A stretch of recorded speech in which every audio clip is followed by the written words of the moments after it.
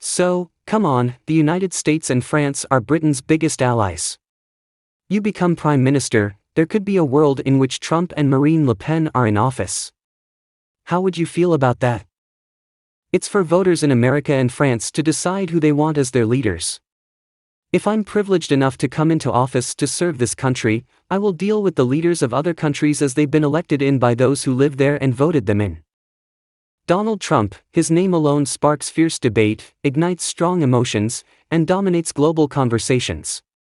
Whether you support him or oppose him, one fact remains undeniable: his influence is unmatched.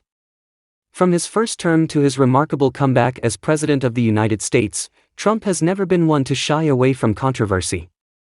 His leadership style is bold, unpredictable, and unapologetically nationalist. And now, his latest target, the United Kingdom's Prime Minister, Keir Starmer. But Trump didn't just casually mention Starmer in passing. His words were sharp, deliberate, and designed to make waves. Before we move on, I'd like to ask you a small favor. If you appreciate this content, please take a second to like this video and subscribe to the channel. Over 98% of you watch the videos without subscribing. It costs you nothing, but makes a huge difference to us. So, did you click the subscribe button? Great, thank you so much. Now, back to the video. Yeah, we know the UK government hasn't exactly been positive about Donald Trump in the past. I mean, ministers have called him a racist, a misogynist, a white supremacist, a KKK sympathizer, all the insults under the sun. So, surprise, surprise, it's been reported that Starmer is planning to deploy King Charles in a last-ditch attempt to win over Donald Trump. Emily, I've got to say, I wish him the very best of luck because Trump didn't even invite Starmer to his inauguration. His criticism sent shockwaves through both the United Kingdom and the United States, with many questioning why a sitting US president would take such a direct swipe at Britain's leader. Is this about policy differences, or is it something deeper? More importantly, what does this tell us about the growing divide between two vastly different leadership styles? On one side, we have Trump, aggressive, decisive, and willing to take risks. He's in a brawl with Britain's Prime Minister, Keir Starmer, who must say he's acting like a weak man trying to appear strong during this crisis. Hasn't he pinpointed something that's angering the anti-immigration writers who talk about two-tier policing? Absolutely, Andrew, because this is what's been bubbling under the surface for so long. These are people who have been as bad as anybody you've seen, taking them out first. On the other side, Starmer is cautious, methodical, and committed to long-term strategies. These aren't just political differences, they represent two competing visions for the future of global leadership. Stick around as we break down Trump's biting words, the impact on United Kingdom-US relations, and what this means for Starmer's leadership moving forward. Now, Donald Trump particularly loved the late Queen Elizabeth. He did have a state visit where he met the Queen and spent the day with her, well, a couple of days. So, this is a move from Starmer, but I think Starmer should look at himself. He wasn't invited to the inauguration, despite the fact that so many other foreign leaders were. A force of disruption from the moment Trump stepped into the political arena, he has been a disruptor. His approach to leadership isn't about maintaining the status quo, it's about shaking things up. His America First policies focus on national sovereignty, economic growth, and a tough stance on foreign relations. He prioritizes immediate action over long bureaucratic processes, and his direct, often confrontational rhetoric has set him apart from traditional politicians.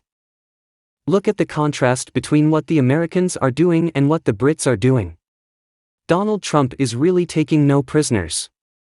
He's like, look, I said I'd do this, and now I'm doing it. Whether it's deportations, they've happened. He had a fallout with Colombia for about 3 minutes before they realized it wasn't in their interest to fall out. Guantanamo Bay is back in business. Whereas over here, we've got a very different approach. It seems his presidency has been defined by massive tax cuts to drive business investment, strict immigration policies to secure the United States border, trade confrontation with China and the European Union to protect American industries, rebuilding military strength, and demanding NATO allies contribute more. Deregulation has freed businesses from excessive government control. To his supporters, Trump represents strength and decisive action. To his critics, he is reckless and unpredictable. But one thing is certain: he does not hesitate to call out world leaders, and Starmer is no exception. Starmer's talking about migrants who delay rescues until they reach British waters, facing 5 years in jail. He's also talking again about the people smugglers, and if we find them, they can also be charged with endangering life at sea, which seems so far away from the real daily problem that it's almost laughable. But this is the difference in our two countries' approaches. The cautious strategist on the other side of the Atlantic, Keir Starmer, presents a stark contrast. He isn't a political firebrand, he's a legal expert, a former prosecutor, and a man who prides himself on careful decision-making. Starmer's leadership revolves around diplomacy, consensus building, and long-term stability. He sees governance as a slow, calculated process that requires patience and institutional support. His leadership has been defined by a measured approach to Brexit, focusing on trade relations, cautious economic policies to avoid drastic shifts, a strong emphasis on public services and social welfare, and a reserved diplomatic foreign policy, working closely with allies. There were big headlines this morning: the U.S. exacting revenge on Starmer's government. Their secret weapon? David Lammy. That worries me extraordinarily. And also, just in terms of Nigel Farage loving this over in the United States, I don't quite understand the strategy from Starmer and from the Labour Party there to really try to put the skid to his supporters. Starmer represents rational government, steady, responsible, and focused on unity. But to critics, including Trump, he is slow-moving, indecisive, and unwilling to take bold action when it's needed most. Trump's brutal critique of Starmer: Trump didn't hold back in his assessment of the United Kingdom's Prime Minister. In a recent speech, he bluntly stated, "A leader who doesn't lead." This wasn't just a personal attack, it was a direct challenge to Starmer's governing philosophy. Trump believes that real leadership requires bold moves, immediate action, and a willingness to take risks. Donald J. Trump did not hold back today.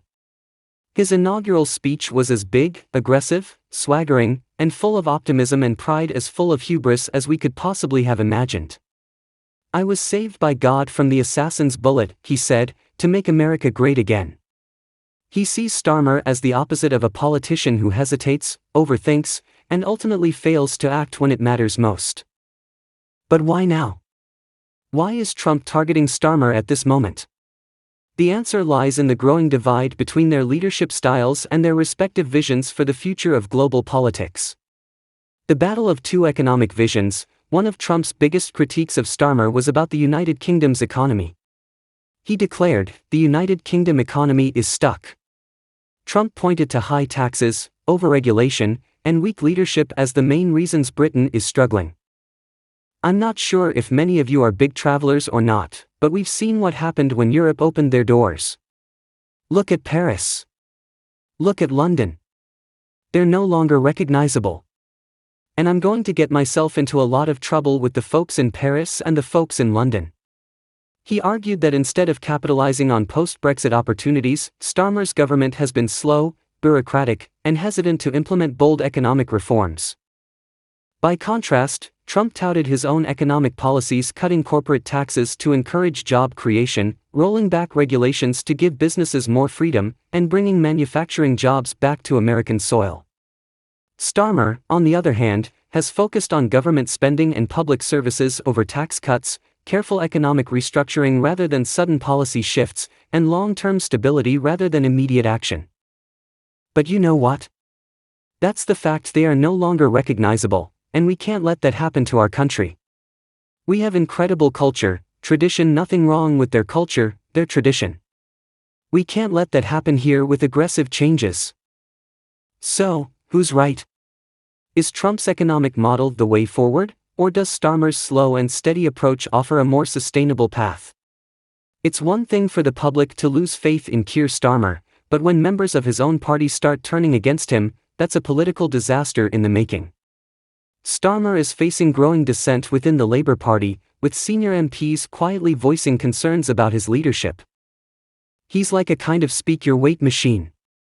"We have working people, my father is a toolmaker," all these phrases constantly recurring. He's a kind of AI, but he's not AI. An AI would do it much better. Because Starmer is something different. He's our first totally non-political prime minister. Some are even suggesting off the record that Labour made a mistake by backing him as their leader. Reports indicate that several Labour MPs are frustrated with Starmer's cautious and uninspiring approach. They believe he lacks the vision and boldness needed to tackle the challenges Britain is facing, and the whispers are getting louder. There are rumblings about potential leadership challenges, with some MPs reportedly discussing alternative candidates' figures within the party who could step in and save Labour before the next general election. Even former allies are beginning to distance themselves, seeing the writing on the wall. The pressure continues to build, and as we've seen in the past week, it's reached a boiling point. What we've seen with Starmer's response, as well as the mainstream media's portrayal, is this sense of guilt being thrust upon white people who are historically perceived to have privilege.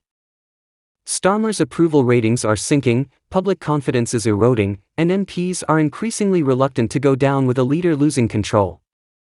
And let's not forget, this is exactly how past Labour leaders fell. Jeremy Corbyn lost the support of his MPs before his downfall, and Gordon Brown faced internal rebellion before being forced out. Now, history might be repeating itself with Starmer. The question is, how much longer can he hold on before his own party forces him out? Trump's criticism went beyond economics. He also targeted Starmer's foreign policy, accusing him of failing to assert Britain's influence on the world stage. He claimed that under Starmer, the United Kingdom has become too passive, too reliant on alliances, and too hesitant to lead. Trump believes that Britain needs to lead, not follow. Defenders of Starmer argue that diplomacy and cooperation are crucial in today's interconnected world. They say his approach is deliberate, thoughtful, and focused on maintaining strong relationships. However, Trump's comments tap into a growing concern among some Britons that post-Brexit Britain has struggled to define its new role on the global stage. Is the United Kingdom truly leading, or is it merely adjusting to decisions made by larger global players? At the heart of this debate is a larger question: what kind of leadership does the modern world need? Should leaders be bold and disruptive like Trump, or should they be careful and diplomatic like Starmer? Is aggressive nationalism the future, or is strategic global cooperation the better path? There's no easy answer. What works for one country might not work for another, but Trump's comments on Starmer have reignited the debate on leadership, governance, and the balance between bold action and cautious strategy. One big question remains: how will Starmer react? Will he push back against Trump's criticism, or will he stay silent and let it pass? If he ignores Trump, will it make him seem weak? If he responds aggressively, does he risk escalating tensions with a U.S. president who thrives on confrontation? One thing is certain: the world is watching. This showdown is something nobody expected. Let's get one thing straight: this isn't just a disagreement between two leaders. This is a full-blown ideological war. On one side, we have Donald Trump, a man who thrives on confrontation, who built his entire political career on breaking the rules and proving the establishment wrong. On the other, we have Keir Starmer, a man who built his career on playing by the rules, carefully maneuvering through the system, and presenting himself as the ultimate responsible leader. But here's the problem: Trump doesn't respect that. He sees Starmer as weak, indecisive, and controlled by political correctness. He believes that Britain is declining under Starmer's leadership. Trump even suggested that the United Kingdom is falling behind on the global stage. And Trump's words weren't random. This was a calculated strike, designed to undermine Starmer's leadership at a time when his approval ratings are shaky. So, the real question is, can Starmer fight back, or will he crumble under the pressure? The polls don't lie: Britons are losing faith in Starmer. It's not just Trump talking; millions of British citizens are beginning to question whether Keir Starmer is really the leader they need. Recent polls show a surge in public dissatisfaction, with more and more people demanding his resignation. A shocking 58% of voters now believe that Starmer is failing to deliver on his promises. 42% of Labour supporters say they are disappointed with his leadership and would prefer a stronger alternative. And here's the kicker: 35% of Britons think Starmer should step down before the next general election. This isn't just a rough patch, it's a crisis of confidence. Even some Labour insiders are reportedly worried that Starmer is too cautious, too passive, and too afraid to make bold decisions. And Trump? He sees this weakness as an opportunity. Is Britain ready for a political earthquake? Here's the thing about Donald Trump, he doesn't just influence American politics, he changes the entire global conversation. His words send shockwaves through international politics, and whether you love him or hate him, his presence alone forces leaders to step up or get crushed. So where does that leave Starmer? Can he handle a direct attack from the most aggressive, unfiltered political figure of our time, or will he become another leader who crumbles under the weight of Trump's influence? History tells us one thing: if you ignore Trump, you lose. Joe Biden tried to dismiss him, and now Trump is leading in the United States presidential race. The European Union tried to block him out, but his influence still shifted their trade policies. Even British leaders who thought they could outmaneuver him, like Theresa May, ended up on the losing side. So, if Starmer doesn't respond boldly, he's already lost this battle. Trump isn't just criticizing Starmer for the sake of it, he's sending a warning. He believes that under Starmer, Britain is becoming irrelevant. He argues that Starmer is too focused on pleasing global institutions and not focused enough on making Britain great again. Trump's America First policy means the United States is moving forward fast with more trade deals that benefit American workers, more economic reforms that prioritize U.S. businesses, and more strong-armed diplomacy that gets results. But what about Britain? Is Starmer's slow, careful approach actually holding the country back? Has Britain lost its ability to lead? And will Trump's bold economic model leave the UK in the dust? This isn't just about politics anymore, this is about the future of Britain's global standing. Final verdict: is Starmer enough to survive? Let's face it, this isn't just another political debate. This is a test of leadership, power, and influence. Trump has thrown the first punch, and it landed hard. The public is losing patience with Starmer, and the numbers prove it. Britain's global role is at risk, and Starmer's leadership is on trial. So, what happens next? Will Starmer finally show some backbone and fight back, or will he ignore Trump and prove his critics right? One thing is for sure, this battle is far from over. What do you think? Do you agree with Trump's brutal takedown of Starmer, or do you think Starmer is the leader Britain needs?